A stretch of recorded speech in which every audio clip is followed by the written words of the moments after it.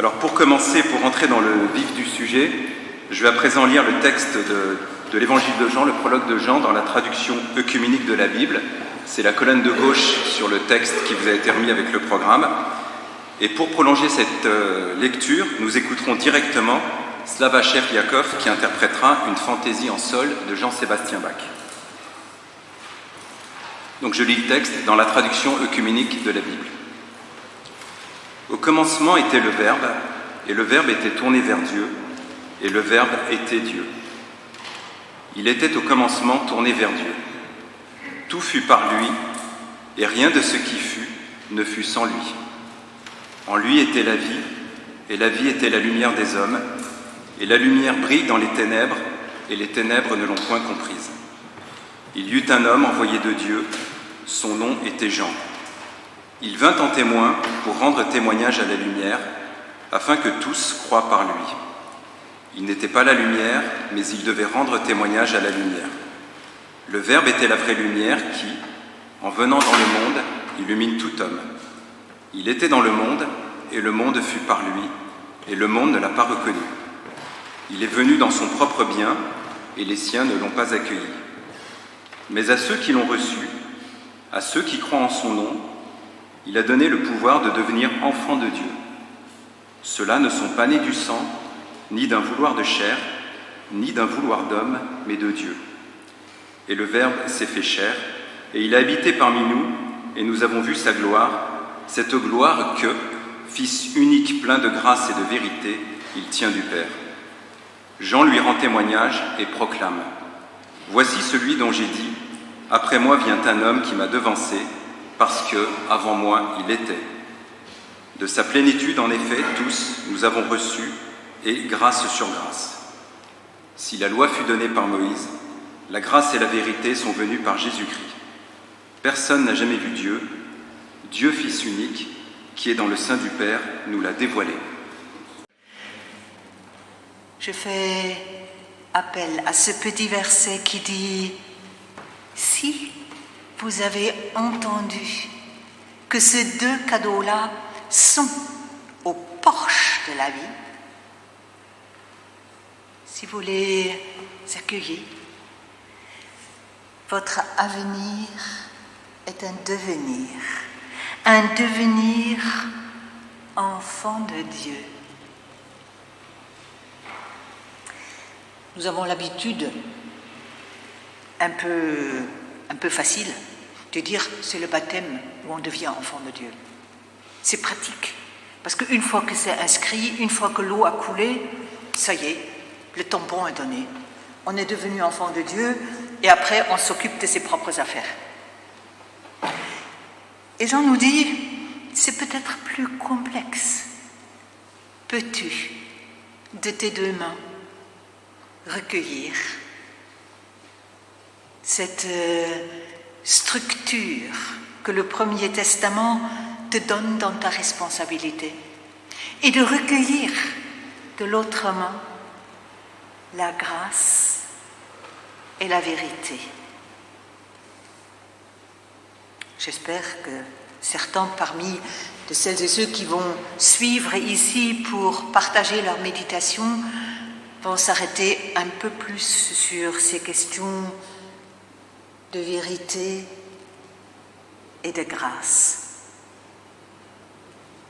Sinon, ça peut être une autre nuit de la parole.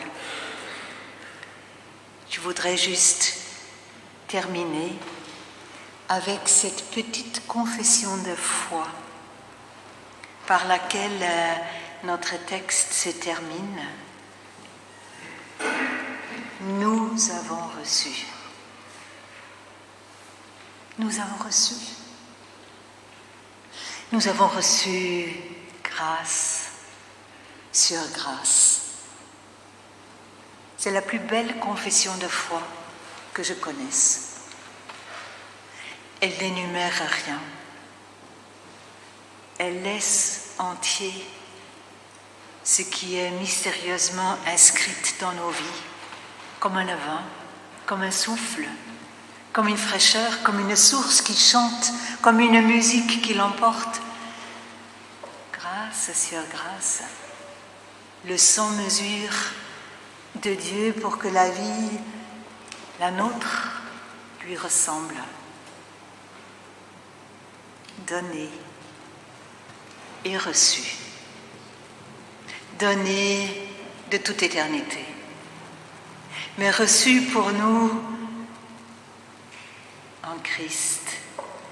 Cette parole en double mouvement vers son origine et vers nous.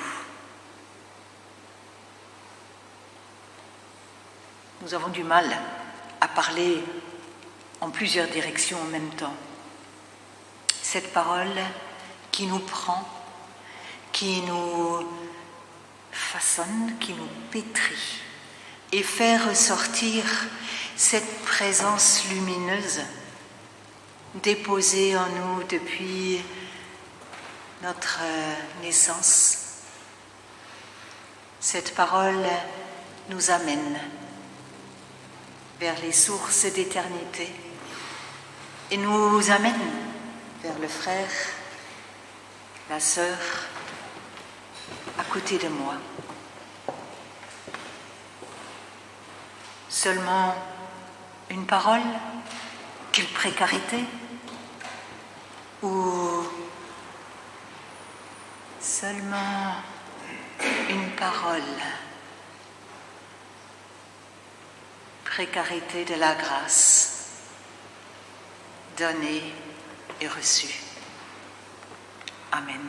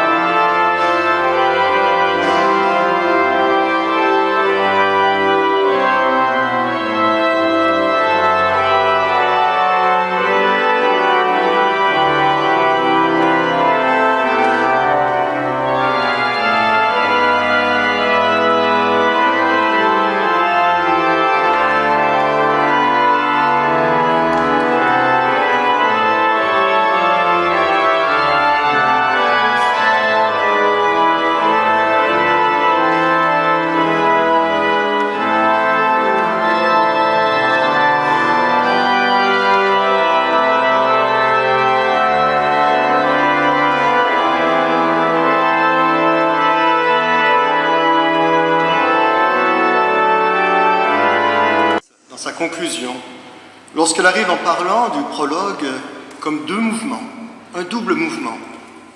Ce mouvement de Dieu vers l'homme et ce mouvement de l'homme vers Dieu. La semaine prochaine, nous entrons dans le cycle de l'Avent qui nous amène vers Noël. J'espère que c'est une surprise pour personne. Noël, pour Matthieu, c'est une histoire d'homme. Noël, pour Luc, c'est une histoire de femme. Noël, pour Marc, c'est un non-Noël.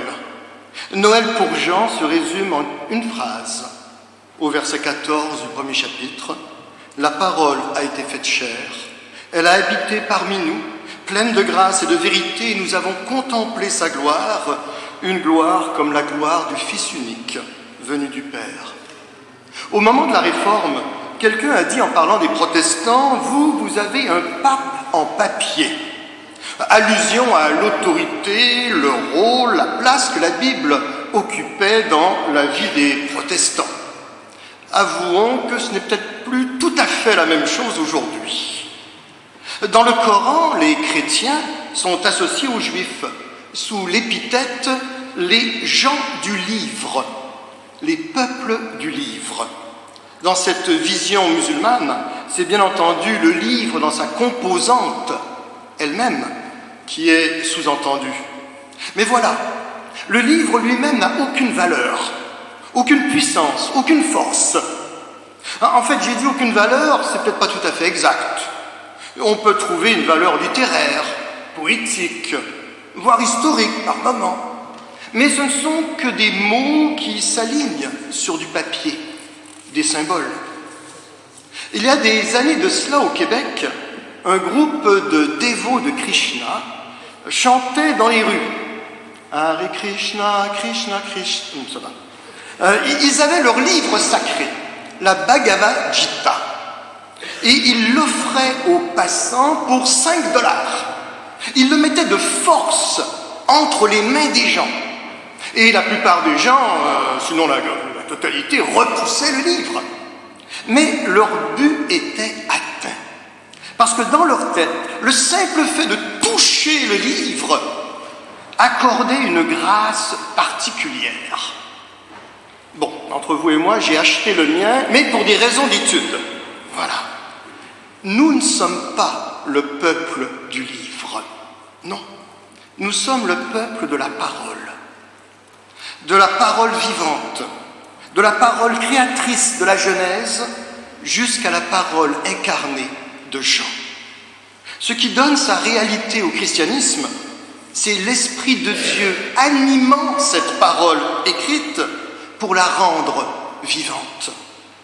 Calvin dira qu'en lui-même, le texte biblique est une chose morte, sans aucune vigueur. Il ne devient parole vivante et vivifiante que par l'action du Saint-Esprit dans notre cœur et dans notre esprit.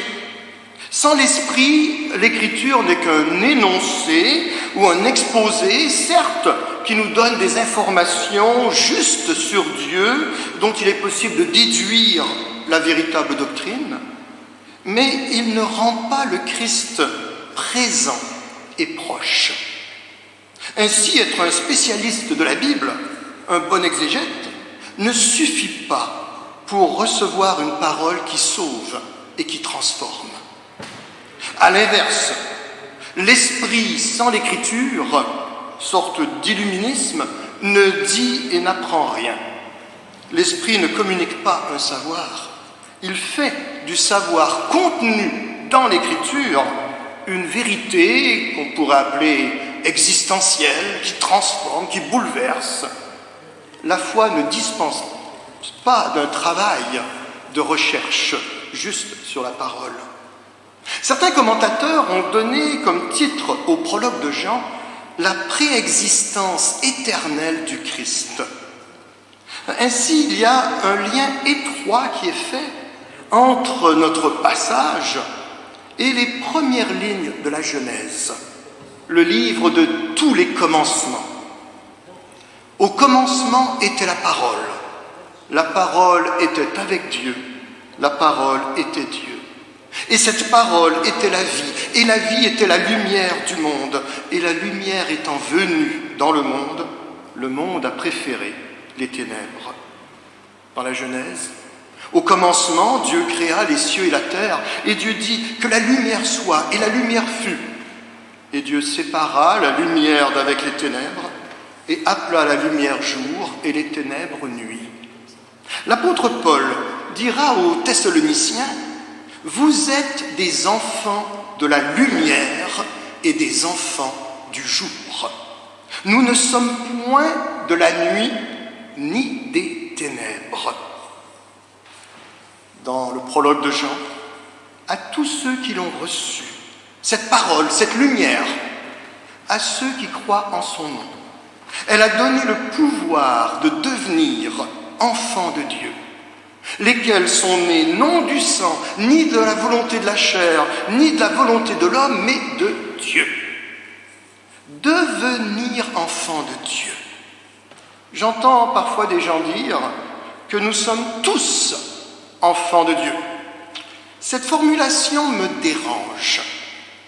Que nous soyons tous frères en humanité, que nous soyons tous enfants de la terre, que nous soyons tous créatures à l'image de Dieu, d'accord.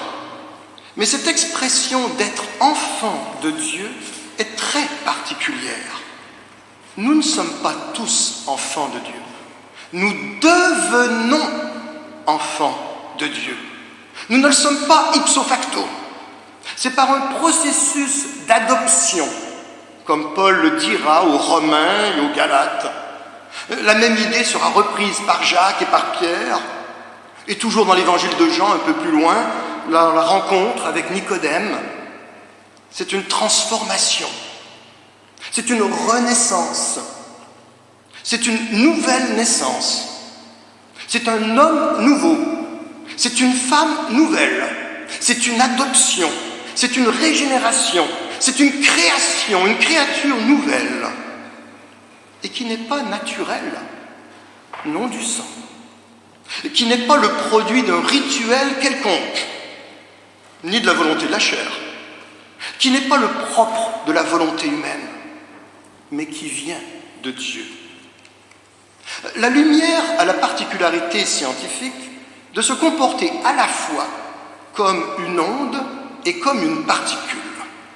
C'est un paradoxe, une ambiguïté. L'onde, c'est comme une vague, et l'Esprit de Dieu qui couvait sur les eaux, qui flottait sur les eaux. La particule, c'est l'individualité, la différenciation, la création unique.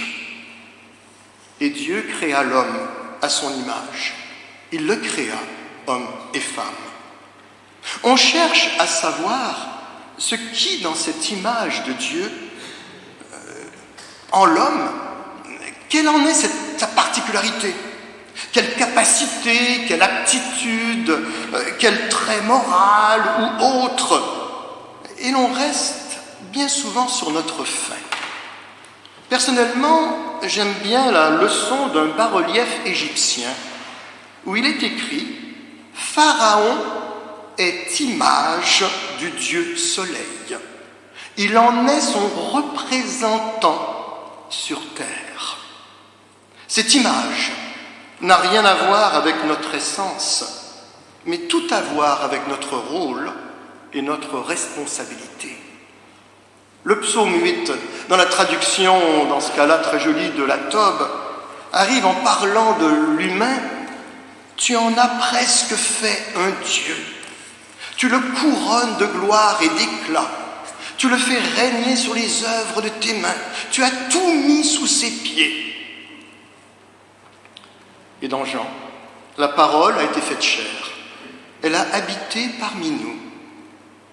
Paul rajoutera aux Philippiens que cette parole qui a habité parmi nous s'est abaissée. Elle s'est humiliée, prenant la condition d'esclave, allant jusqu'à la mort. L'homme, créature, élevé. Le Créateur, lui, abaissé. L'homme couronné de gloire. Le Christ couronné d'épines. Dieu va à la rencontre de l'homme. Fascinante absurdité du christianisme. Un Amérindien s'interrogeait sur ce Dieu incarné des chrétiens, tournant et retournant le problème dans sa tête, sans en comprendre le sens. Croisant un nid de fourmis, il aperçoit un tamanoir, un fourmilier, se dirigeant vers la colonie. Prenant un bâton, il cherche à rediriger les fourmis, à les enlever, à les pousser, mais rien à faire. Elles reviennent inexorablement vers leur nid. Et alors une sorte de déclic s'est fait dans sa tête. Peut-être que s'il pouvait devenir lui-même fourmi, il serait peut-être en mesure de leur montrer un autre chemin. Peut-être qu'il pourrait à ce moment-là les conduire vers la liberté. Cette parole rendue vivante, mi-chemin entre le témoignage des hommes et la révélation de Dieu. Cette parole, cette rencontre de Dieu vers l'homme, cette réconciliation de l'homme vers Dieu. Et Dieu souffla un souffle de vie, et l'homme devint être vivant. De cet être fait de boue, il en fait un homme qui se tient debout. De ce tas de poussière, il devint être de souffle. De cet humus, il devient magnifique créature.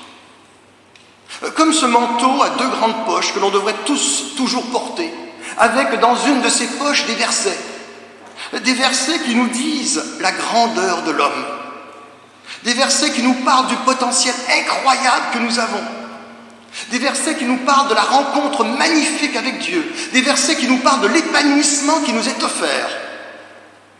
Et dans l'autre poche de ces versets, qui nous rappellent la faiblesse humaine, qui nous rappellent les ténèbres, qui nous rappellent que nous sommes faits de boue, faits de terre, et qu'on agit bien souvent avec bêtise. Ou comme Martin Luther le disait, simul justus et peccator, à la fois juste et pécheur. À la fois justifié, aimé de Dieu par-dessus tout, tel que nous sommes, avec nos forces, nos faiblesses, nos rêves, nos erreurs de parcours, aimé de Dieu de tout cœur, mais à la fois également pécheurs, avec nos erreurs de parcours, avec nos blessures, avec nos jardins secrets, avec nos cachettes de toutes sortes. Petite parenthèse, ce n'est pas une question de se glorifier des manquements qu'il y a, c'est simplement de reconnaître ce que nous sommes. Mais reconnaître ce que nous sommes n'est pas non plus une sorte de fatalité.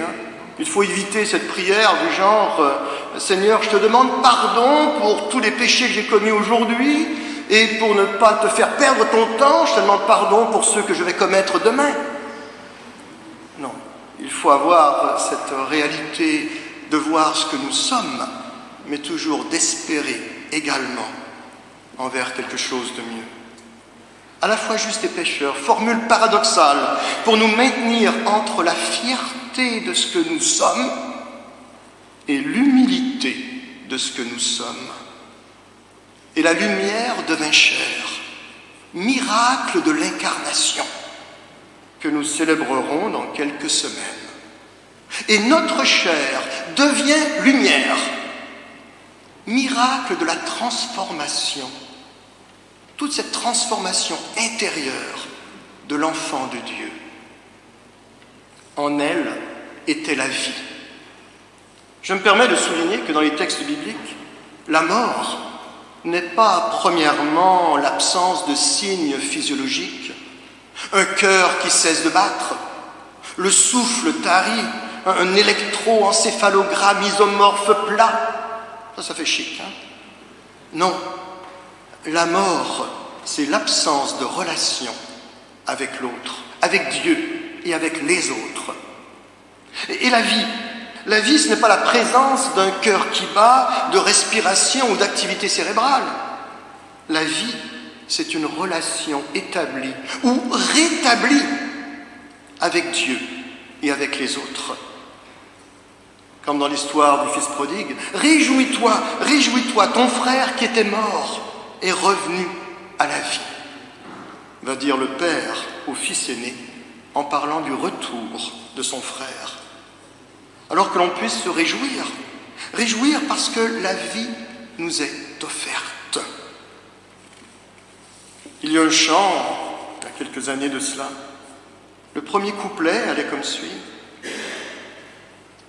Né de la poussière et l'éternité, j'ai vu la lumière, elle m'a racheté, et le cœur avide de vraie liberté, j'ai suivi ce guide nommé vérité. Enfants de lumière, c'est ce à quoi nous sommes appelés, à devenir enfants de Dieu et à se réjouir jour après jour de cette relation établie ou rétablie avec le Dieu vivant.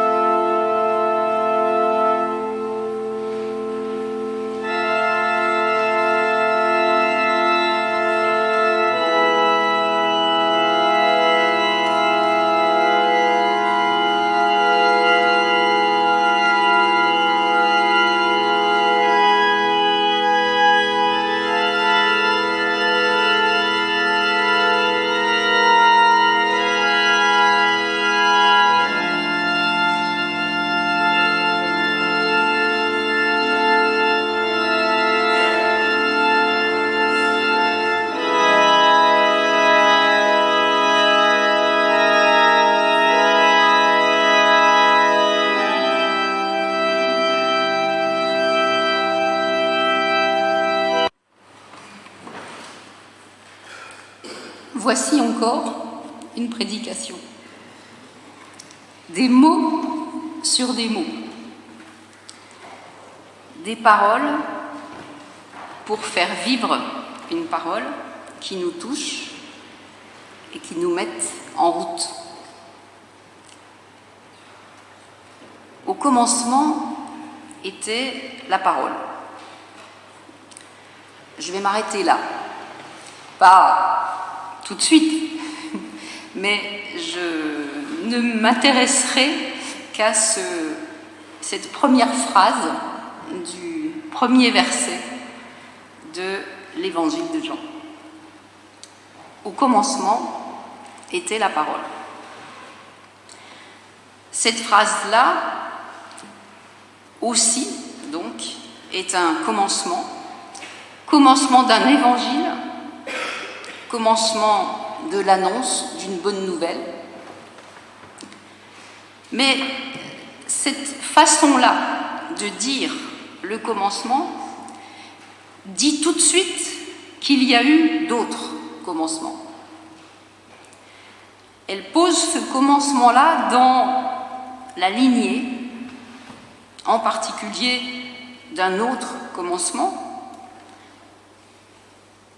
car nous et les premiers auditeurs de Jean aussi entendaient derrière cette déclaration « Au commencement était la parole », une autre déclaration dont on a déjà entendu une version qui se trouve au premier chapitre du premier livre du Premier Testament. Au commencement, quand Dieu créa le ciel et la terre n'était que chaos et vide. Il y avait des ténèbres à la surface de l'abîme et l'Esprit de Dieu planait au-dessus de l'eau. Et Dieu dit. Voilà la première parole, celle qui raconte la création, celle qui dit un Dieu qui crée en parlant, celle qui ouvre un monde possible, un monde de relations entre un créateur et sa création. Et cette première parole du premier livre du Premier Testament n'est pas une prédication, n'est pas une conférence, n'est pas un cours, elle est un récit. On pourrait même dire un mythe, c'est-à-dire quelque chose qui raconte l'irracontable, qu'on ne peut pas dire autrement. Parce qu'un mythe, ça n'est pas une histoire fausse ou inventée, ou un truc de peuple primitif pas encore civilisé ou pas encore assez rationnel. Un mythe, c'est cette histoire de l'irracontable qui, au départ, d'ailleurs, ressemble beaucoup au mot qu'on trouve ici dans l'évangile de Jean, le logos, mais qui est aussi parole, parce que ça veut dire pratiquement la même chose au départ. Un discours, un récit, une parole. Donc, toutes ces histoires-là, ça donne un savoir commun, une mémoire, des points de repère, des histoires qu'on se raconte et qu'on se transmet de génération en génération pour apprendre comment faire pour vivre dans ce monde, notre monde, et comment passer à travers toutes les expériences de cette parole que Jean nous met ici aussi comme un voyage, parce que cette parole de Genèse 1 fait un voyage par la tradition de la sagesse, donc elle change aussi de temps, de langue. Il l'a fait passer de l'hébreu, cette parole événement, au grec, avec encore d'autres possibilités de nuances, de sens. Et ce voyage des mots dans différentes langues et différents héritages va ouvrir la possibilité de dire, de raconter et donc aussi d'interpréter. Jean le dit avec une simple phrase qui ouvre le débat, qui dit « Voilà, je vais vous dire comment je comprends le monde, quel sens je donne à ce monde où nous vivons, mais ce sens, je le lis en écho à une autre parole qui me vient de mon héritage. Au commencement était la parole est une petite phrase qui dit aussi au commencement était l'interprétation. Mais finalement, ça sert à quoi de parler ? Ça sert à se raconter des histoires.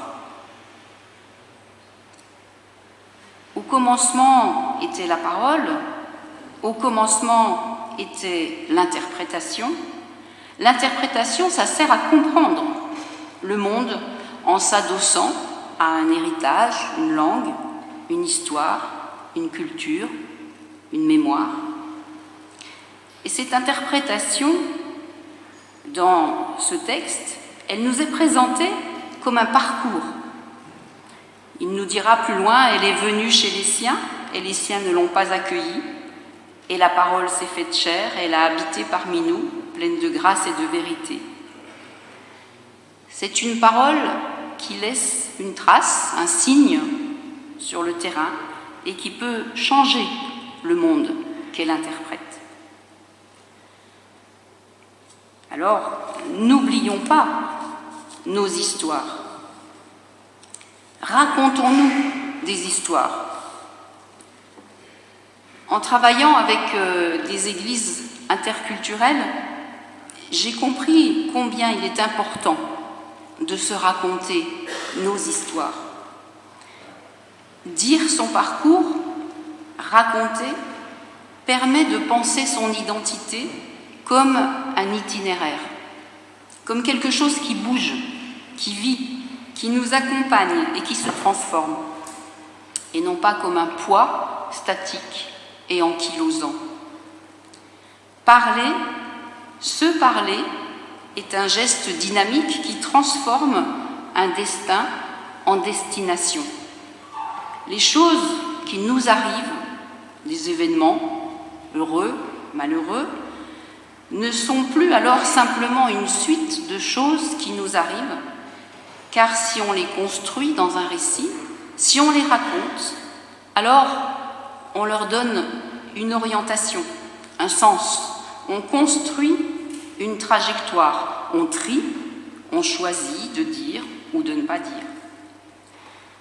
Raconter implique devenir auteur de son récit. J'ai enseigné au Nicaragua avec des étudiants et des étudiantes qui n'avaient rien d'autre que la parole pour affirmer leur dignité.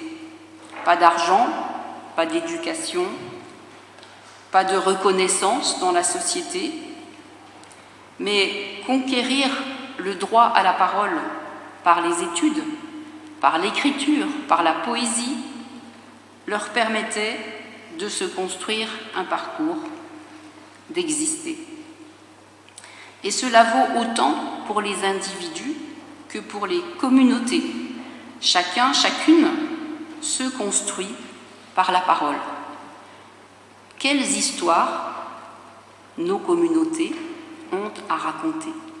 Quelles histoires racontent-elles et à qui?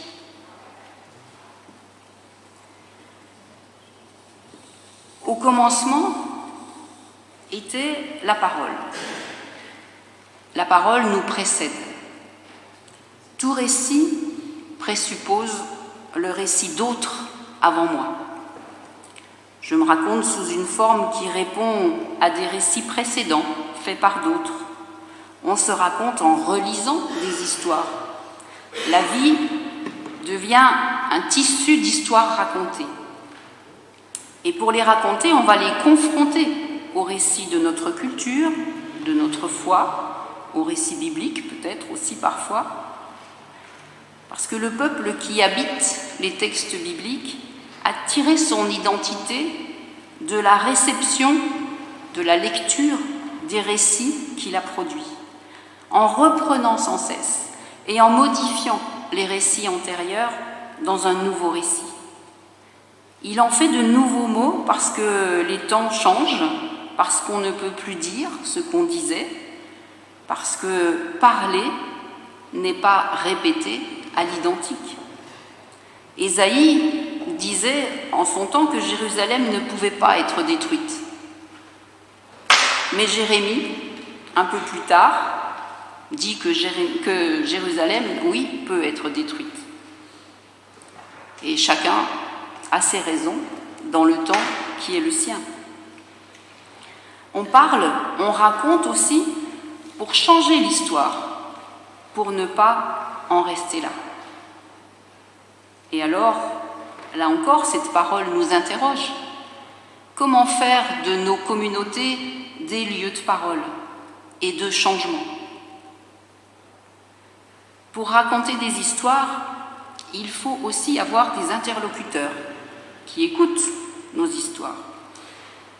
J'ai toujours gardé en tête la réflexion d'une étudiante venue de loin et qui disait son malaise d'avoir trouvé dans beaucoup d'églises plein de gens de bonne volonté, prêts à lui expliquer comment elle devait se comporter ici, quelles étaient nos habitudes, nos histoires, nos mémoires, mais qu'elle ne trouvait personne à qui raconter son histoire, partager son parcours, sa mémoire, ses lieux. Parce que la parole échangée fait de l'interprétation une rencontre. Et c'est là, et seulement là, qu'on arrive à une parole en vérité. Oui, il est important de se raconter des histoires, mais en sachant que, comme ces histoires interprètent le monde, elles ne donnent pas la vérité du monde. Il faut les confronter à d'autres histoires, dans notre monde actuel et dans notre héritage culturel, historique. Si au départ est l'interprétation, aujourd'hui, une des grandes questions à affronter est aussi quels récits sont crédibles, légitimes? Quelles paroles vais-je partager? Avec qui et comment? Est-ce que quelques signes sur un tweet vont suffire pour parler? Ou les messages vidéo les plus regardés qui tournent en boucle sur les réseaux sociaux? Ou un verset biblique balancé sur un téléphone qui tourne à vide? Des paroles qui ne sont pas enracinées dans une histoire, dans une mémoire? Il y a des lectures du monde qui ne sont pas crédibles. Quand on a des paroles qui excluent, qui font passer des gens qui marchent sur une route pour essayer de construire un parcours dans leur vie, comme des gens dangereux qui viendraient attaquer un grand pays. Comment dépasser la peur de parler, la peur de ces gens qui ne veulent plus parler qu'avec les mêmes qu'eux, la peur du débat, des différences. Comment dépasser un langage fragilisé où tout devient émotionnel, où il n'y a plus de place pour les questions, mais que pour des réponses, où il n'y a plus de place non plus pour le silence entre les paroles, pour un tempo, pour dire les mots. Comment conserver une parole pleine de sens, de diversité? Comment prendre la parole suffisamment au sérieux pour préserver ce souci du dialogue et de la vérité? Comment parler juste? Avec sans doute un critère qui est qu'une parole juste est une parole qui inaugure. Une parole qui inaugure un cri, le cri de celles et ceux qui clament leur... Au commencement, la parole existait déjà. La parole était avec Dieu, et la parole était Dieu. Elle était au commencement avec Dieu. Tout a été fait par elle, et rien de ce qui a été fait n'a été fait sans elle. En elle, il y avait la vie, et cette vie était la lumière des êtres humains. La lumière brille dans les ténèbres, et les ténèbres ne l'ont pas accueillie. Il y eut un homme envoyé par Dieu, son nom était Jean. Il vint comme témoin pour rendre témoignage à la lumière, afin que tous croient par lui. Il n'était pas la lumière, mais il vint pour rendre témoignage à la lumière. Cette lumière était la vraie lumière qui, en venant dans le monde, éclaire tout être humain. Elle était dans le monde, et le monde a été fait par elle, pourtant le monde ne l'a pas reconnue. Elle est venue chez les siens, et les siens ne l'ont pas accueillie. Mais à tous ceux qui l'ont acceptée, à ceux qui croient en son nom, elle a donné le droit de devenir enfants de Dieu, puisqu'ils sont nés non du fait de la nature, ni par une volonté humaine, ni par la volonté d'un mari, mais qu'ils sont nés de Dieu. Et la parole s'est faite homme, elle a habité parmi nous, pleine de grâce et de vérité, et nous avons contemplé sa gloire, une gloire comme celle du Fils unique, venu du Père. Jean lui a rendu témoignage, et s'est écrié. C'est celui à propos duquel j'ai dit, celui qui vient après moi m'a précédé, car il était avant moi. Nous avons tous reçu de sa plénitude, et grâce sur grâce. En effet, la loi était donnée à travers Moïse, mais la grâce et la vérité sont venues à travers Jésus-Christ. Personne n'a jamais vu Dieu. Dieu, le Fils unique, qui est dans l'intimité du Père, est celui qui l'a fait connaître. Au commencement était la parole. La parole était auprès de Dieu. La parole était Dieu. Elle était au commencement auprès de Dieu. Tout est venu à l'existence par elle et rien n'est venu à l'existence sans elle. Ce qui est venu à l'existence, en elle, était la vie. Et la vie était la lumière des humains, et la lumière brille dans les ténèbres, et les ténèbres n'ont pas pu la saisir. Ah, le prologue de l'évangile de Jean. Lumière qui surgit des ténèbres, qui n'ont pas de prise sur elle. Parole créatrice de vie, prélude à la gloire du Fils unique qui dévoile le Père. Un poème, un chant, véritable hymne à la vie. Un prologue au récit d'évangile qui, plus qu'une simple introduction, en donne déjà au fond le message fondamental.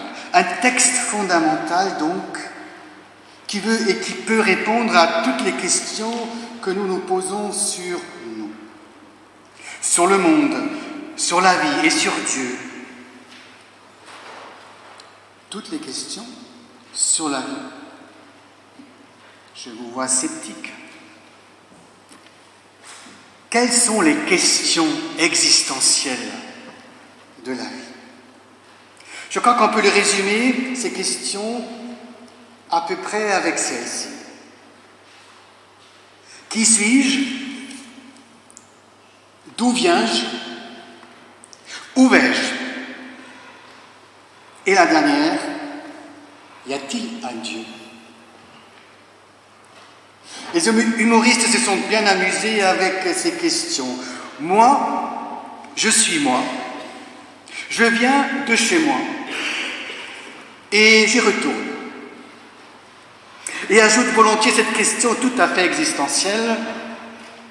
À quelle heure on mange? Ce qui n'est pas très pertinent pour ce soir puisque nous venons tout juste de sortir d'un excellent buffet. Restons donc sur nos questions existentielles qui au fond se résument à la recherche de sens et la question de l'identité. Qui suis-je? Qu'y avait-il avant moi? Et pourquoi je suis né? En résumé, quel est le sens de ma vie? Les enfants, les adolescents se posent ces questions très fortement et c'est passionnant, même si cela peut parfois aussi être un peu fatigant. Quand on est père ou mère ou pasteur. Mais c'est une source de vie et de vitalité pour eux comme pour nous, qui nous permettent de rester connectés à la vie pleine de vitalité, que la Bible appelle la vie éternelle. Et le battement du cœur est plutôt dans le questionnement que dans les réponses.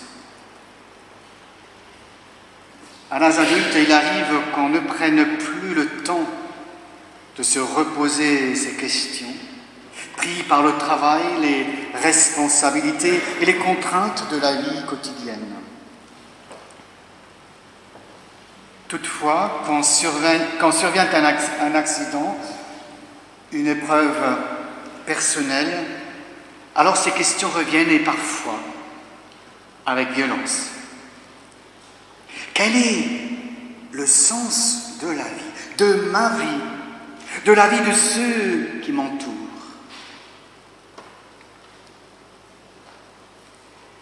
Au commencement,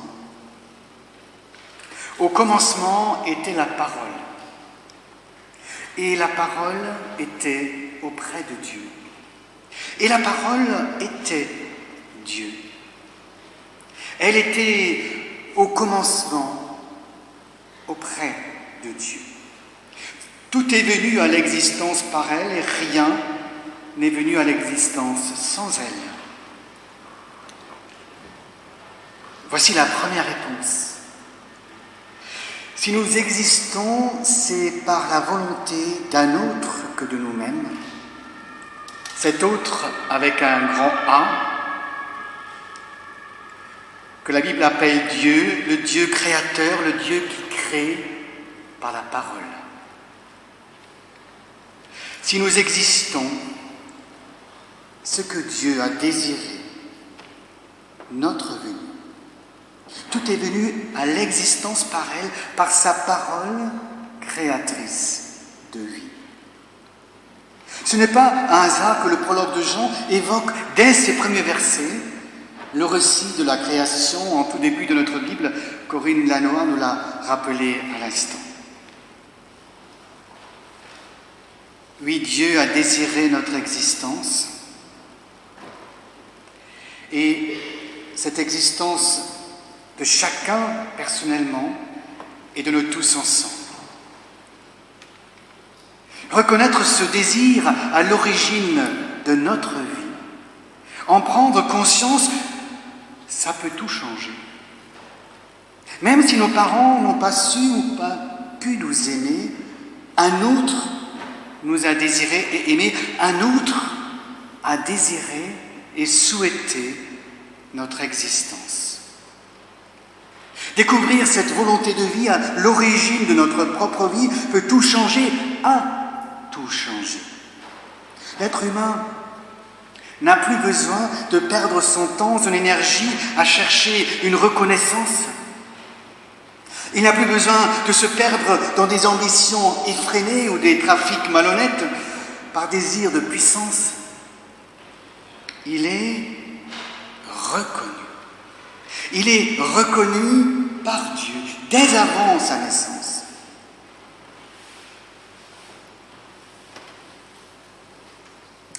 L'homme cherche toute sa vie et souvent en vain un amour parfait, absolu, alors que dès la création du monde, cet amour-là lui est donné dès le commencement.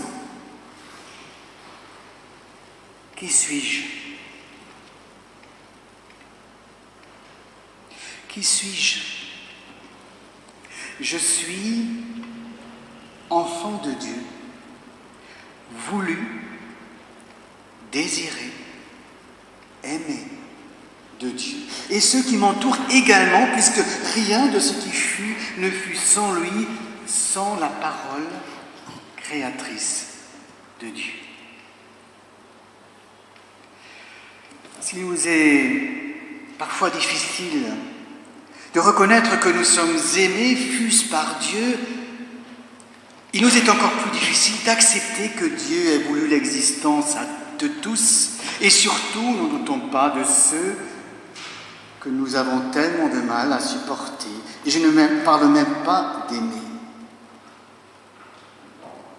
Parfois, il nous arrive même peut-être de penser que vraiment, il y a des grosses erreurs dans la création de Dieu.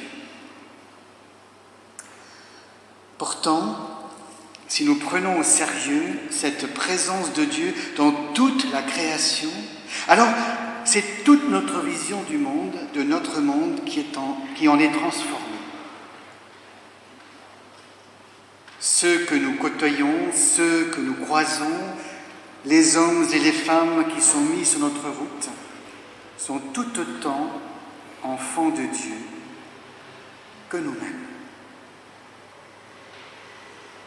Beaucoup d'entre eux l'ignorent. Certains sont fascinés par le pouvoir, d'autres sont envahis par la méchanceté, d'autres encore luttent seulement pour survivre. Mais à tous, la même promesse est faite. Le désir de Dieu est à l'origine de leur naissance et l'amour de Dieu est un horizon possible de leur vie. Et cette promesse ne se résume pas à l'humanité. C'est la création tout entière qui est concernée par la volonté de Dieu. Animaux et nature ne peuvent pas être ignorés, détruits ou exploités. Car rien n'est venu à l'existence sans elle, sans la parole créatrice de Dieu. La réalité tout entière est l'expression de la volonté et de la créativité de Dieu. En elle était la vie, et la vie était la lumière des humains.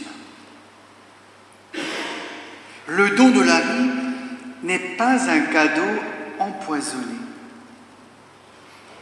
Cette vie a un sens. Elle est lumière. Elle est lumière et nous avons chacun à témoigner de cette lumière les uns pour les autres. Lumière pour le monde. Quelle formidable reconnaissance, quelle responsabilité et quelle mission. Avec Dieu, pas de chômage, nous sommes tous nécessaires et indispensables. Ne mettons pas notre lumière sous le boisseau.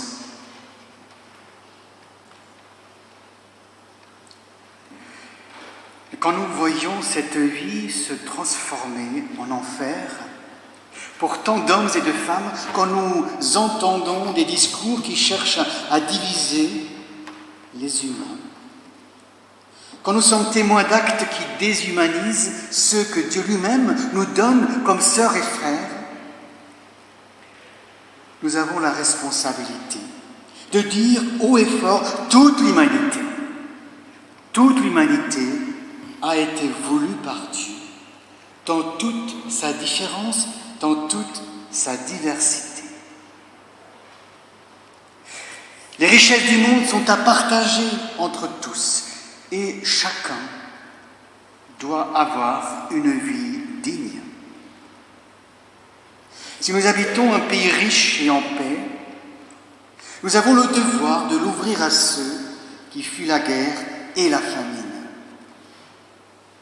La vie est lumière et non enfer. Nous avons les moyens de faire briller cette lumière pour ceux que nous croisons, chacune, chacun là où il est. Oui, nous le pouvons. À tous ceux qui disent que oui, peut-être, la vie est lumière, mais seulement pour certains qui seraient nés dans la bonne partie du monde, à tout cela, nous nous devons de dire, la vie est lumière pour tous, et nous avons la responsabilité de conduire tout homme à la lumière. Mais je m'égare, reprenons nos trois questions. Qui suis-je ? Je suis enfant de Dieu. D'où viens-je ? Je suis né du désir de Dieu de donner la vie. Où vais-je ? Je suis appelé à faire briller la vie qui est lumière des hommes. Par contre, je ne sais toujours pas quand on mange la prochaine fois. Et pourtant, nous trouvons dans ce texte une véritable parole d'incarnation qui nourrit notre faim de vie et comble notre faim d'aimer et d'être aimé. La parole est devenue chair, elle a fait sa demeure parmi nous, et nous avons vu sa gloire, une gloire de Fils unique issu du Père. Elle était pleine de grâce et de vérité. Depuis plus de 4000 ans, chante le cantique, les prophètes l'annonçaient. Depuis des siècles, des hommes de foi avaient mis par écrit les promesses de Dieu et son désir de vie pour toute l'humanité. Mais ces textes, ces livres, ne suffisaient pas à faire comprendre aux hommes comment orienter leur vie. Alors Dieu est venu lui-même, la parole s'est faite chair, elle a fait sa demeure parmi nous. Littéralement, elle a campé parmi et avec nous. La parole incarnée de Dieu a planté sa tente à côté de la nôtre, est même devenu un des nôtres et a enfanté notre vie pour chanter pour et avec nous l'hymne à la vie. La vie avec un grand V, la vie en plénitude, la vie éternelle, comme l'appelle la Bible. Cette vie qui nous offre la parole depuis la nuit des temps et jusqu'à la fin de tous les temps. Dieu par sa parole faite chair, Dieu par sa parole incarnée en l'homme Jésus de Nazareth, a ainsi montré de quelle manière on peut renoncer au pouvoir et à la violence. Il a montré dans sa vie l'accueil inconditionnel de chacun, homme ou femme, jeune ou vieux, malade ou bien portant, riche ou pauvre. L'invisible et l'invincible puissance d'amour de Dieu en Christ transforme, guérit et sauve ceux qui se laissent toucher.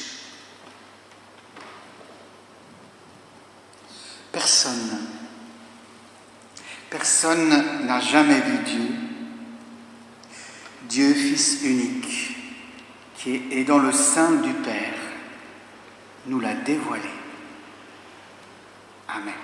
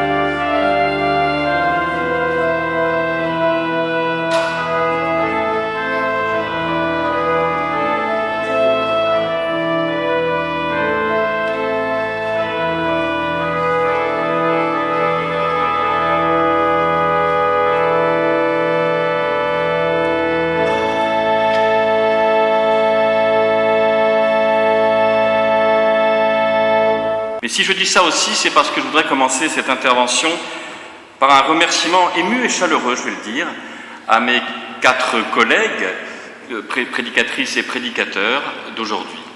Parce que je crois que nous avons eu raison au Conseil d'inaugurer cette nouvelle formule, d'avoir un seul texte et 5 prédicateurs de sensibilités différentes, et on l'a bien senti, avec des angles différents. Et c'est précisément cela pour moi ce qu'est l'Église protestante, vraiment dans son fondement, c'est bien de se rassembler autour d'une Bible, de l'ouvrir et de l'interpréter. C'est ce que nous avons fait ce soir. Quand vous allez dans un temple, parfois vous ne verrez pas de croix, ça arrive, c'est rare mais ça arrive. Mais vous verrez toujours au culte une Bible posée au milieu, parce que nous sommes là pour nous rassembler vraiment autour de cette Bible et l'interpréter différemment.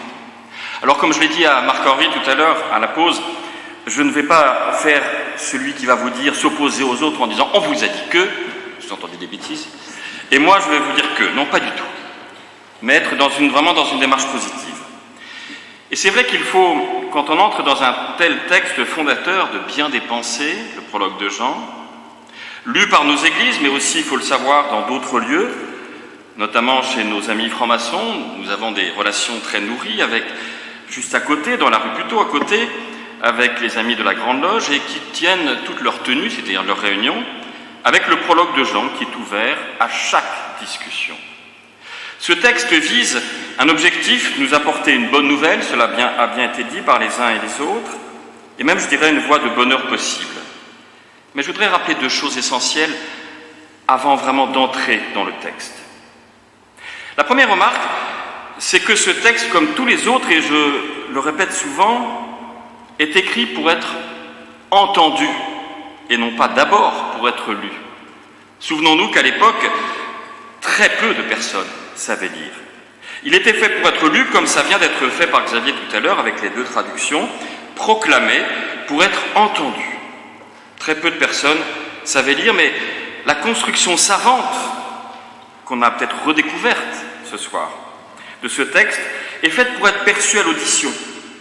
Il emploie des concepts, des symboles simples, qu'il répète à l'envi, afin que l'auditeur s'en imprègne. Ainsi, les symboles de lumière et de parole sur lesquels je vais revenir sont exprimés en filant jusqu'au bout les métaphores. Comme le dit cet ami, le penseur juif Marc-Alain Waknin, il aime bien dire qu'il faut que l'auditeur caresse le texte. J'aime bien cette expression. Voire, dit-il, qu'il le mâche. Ce n'est pas un texte académique réservé à une élite. Non, c'est un texte vraiment grand public, même s'il nous paraît, c'est vrai, parfois un peu compliqué. Mais n'est-ce pas nous qui le rendons compliqué? Et justement, ma deuxième remarque, c'est que nous compliquons ce texte à l'envi, ou parfois même nous le déformons, c'est vrai. En effet, beaucoup de lectures chrétiennes de ce texte le sont avec l'éclairage des débats qui ont suivi, qui sont postérieurs au texte, inconnus dus ou des auteurs de l'évangile de Jean. Je ne citerai que 2 de ces débats. Les débats fort intéressants sur la nature du Christ et l'opposition entre corps et âme, j'y reviendrai. Ces dernières notions, nous les comprenons à la lumière de la philosophie du IIIe siècle, donc bien après, dont nous sommes, j'ai envie de dire, les héritiers silencieux, c'est-à-dire les héritiers sans savoir. Nous pensons, philosophie du IIIe siècle, sans le savoir, comme M. Jourdain faisait de la prose sans le savoir. Et nous avons toujours, lorsque nous abordons ce texte et dans nos débats théologiques, spirituels, quelque part au fond de nos têtes, les débats sur la Trinité, sur la nature du Christ, qui ont été ceux du IVe siècle. Alors, revenons en arrière. Revenons autour de la naissance, je ne vais pas me lancer dans ce débat de l'exactitude historique, puisqu'il y a plusieurs hypothèses, mais voilà, retenons la date de 100, symboliquement, auprès de l'auteur ou des auteurs de cet évangile. Nous sommes loin, 70 ans après, des événements de Pâques survenus en avril 30. Nous ne sommes plus non plus avec les premiers témoins oculaires, mais avec une Église qui se cherche, peut-être un peu comme la nôtre, qui se construit, j'espère comme la nôtre. Bref, une Église jeune, très diversifiée, certainement comme la nôtre, qui tente de mettre des mots neufs sur une foi nouvelle qui n'est pas encore héritière, comme nous, de siècles de tradition. De plus, nous sommes dans la culture hébraïque, très présente chez Jean, dans ses tournures de phrases notamment, et en même temps déjà profondément dans la culture gréco-romaine, présente par les mots, les concepts qu'il emploie. Prenons maintenant le premier symbole, cette parole, ce verbe. C'est vrai que la parole a été faite chair, mais encore une fois, nous comprenons avec la philosophie où on sépare le corps et l'âme. Alors redisons encore une fois que dans la pensée des auteurs bibliques, le corps et l'âme ne sont pas deux entités qui se sont opposées, où l'âme serait ce petit machin qui s'envole au moment de notre mort pour rejoindre un au-delà. L'âme, dans la Bible, c'est l'être humain dans sa totalité, mais dans sa relation à Dieu. C'est l'être humain spirituel. Le corps, c'est l'être humain dans son animalité, dans sa relation à la nature. Et la chair, du coup, c'est la quotidienneté de notre existence. Dire que la parole a été faite chair, c'est-à-dire qu'elle va s'insérer dans le quotidien de cet homme Jésus. Rappelez aussi que dans cette culture hébraïque dont les auteurs ou l'auteur sont héritiers, le mot davar en hébreu veut dire aussi bien la parole que l'action. C'est donc pas simplement de parole en l'air, j'allais dire, sans mauvais jeu de mots, mais un devenir. C'est pour ça d'ailleurs que, on le voit bien, nous hésitons dans nos traductions du mot logos, le mot originel. Verbe, c'est vrai que ça donne une idée de mouvement. Parole, il faut effectivement réinterpréter ce mot pour dire, comme mes collègues ont pu le dire, que c'est un devenir, un advenir, pour citer tout à l'heure Agnès. Et d'ailleurs aussi, curieusement, dans nos traductions, nous mettons systématiquement une majuscule au mot parole ou au mot verbe. Sauf qu'en grec, il n'y en a pas. Mais c'est notre choix. C'est notre choix de dire que c'est la parole avec un P majuscule, sous-entendu, bien sûr. Si on met un P majuscule, c'est forcément la parole de Dieu. La parole a été faite chair. On ne dit pas Dieu a été fait chair. Mais la parole, c'est-à-dire encore une fois, parole-action, le mode d'action de Dieu est entré dans la quotidienneté d'un homme, Jésus. L'auteur affirme donc que Jésus incarne ce mode d'action de Dieu jusque dans sa vie quotidienne. Qu'il est l'homme le plus proche, sinon celui, le seul, qui a la même volonté que celle de Dieu. Je vous renvoie à cet autre verset au moment de la Passion à Gethsémane, où Jésus, dans sa prière angoissée, dit toutefois que ça ne soit pas ma volonté, mais la tienne. Ce texte, et cela a été dit, donc je n'y reviendrai pas plus que ça, est construit comme un texte de création, en reprise en quelque sorte du premier chapitre du livre de la Genèse. Ces deux textes commençant tous les deux par « au commencement », mais tous deux nous parlent, et c'est en tout cas l'angle que je voudrais donner, et d'ailleurs Andreas l'a très bien dit avec sa dimension poétique, nous parle de nous aujourd'hui, d'un recommencement toujours à revivre. Ces deux textes nous disent que la volonté de Dieu peut être trouvée, vécue dans le monde, et qu'elle nous fait avancer. Même si parfois nous ne recevons pas, nous dit ce texte, nous ne recevons pas cette parole, ou pour reprendre Genèse 1, même si parfois le chaos, le tohu bohu, tohu wa bohu, comme on dit en hébreu, revient sans cesse dans nos existences, marquées aussi par le tragique, dans le monde comme dans chacune de nos vies. L'auditeur donc du texte se sent saisi par cette dynamique qui lui parle de Dieu, bien sûr, qui lui parle de Jésus certainement, mais qui lui parle tout autant de lui-même, auditeur, à qui la parole est donnée.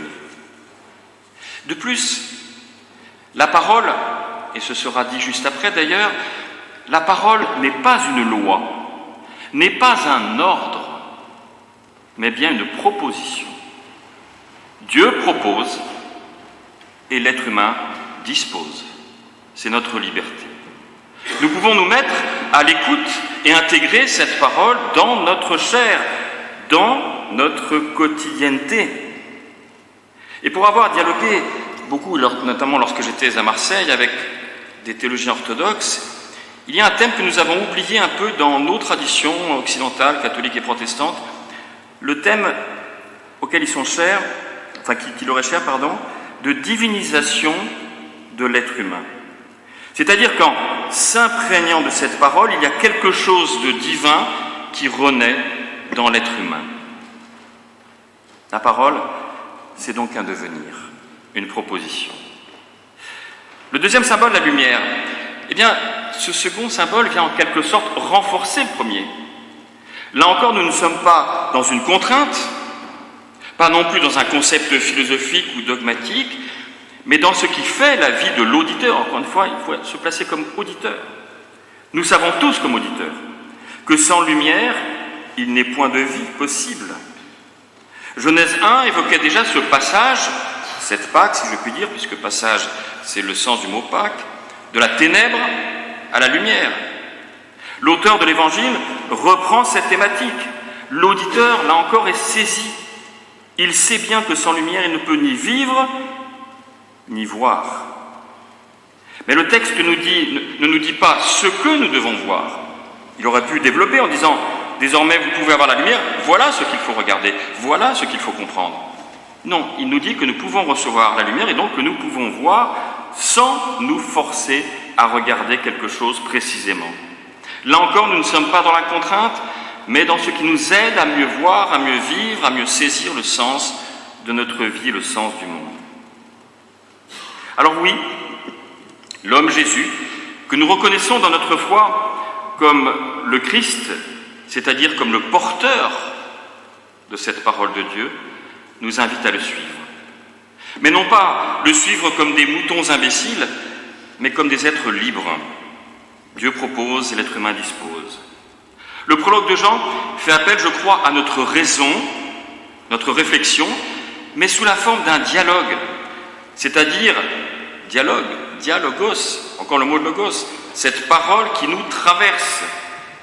La raison n'est pas uniquement l'étude solitaire et académique d'un cerveau bien fait, mais d'abord pour nous, dans cette poétique-là, une recherche commune où j'accepte dans la rencontre, y compris les uns avec les autres, de me laisser sinon transformer, du moins évoluer, de ne pas camper sur mes positions, sur mon identité, sur ma conviction, sur ma tradition, mais me sentir interpellé parce que je peux éclairer par cette lumière le débat autrement. Mais elle fait aussi appel, je crois, cette lumière à nos sens. On ne le dira sans doute jamais assez, nous protestants qui sommes parfois réfractaires à tout ce qui est de l'ordre du sensuel, du plaisir ou de l'esthétique. La lumière qui nous éclaire l'esprit, certes, je l'espère du moins, mais aussi nous réchauffe le corps.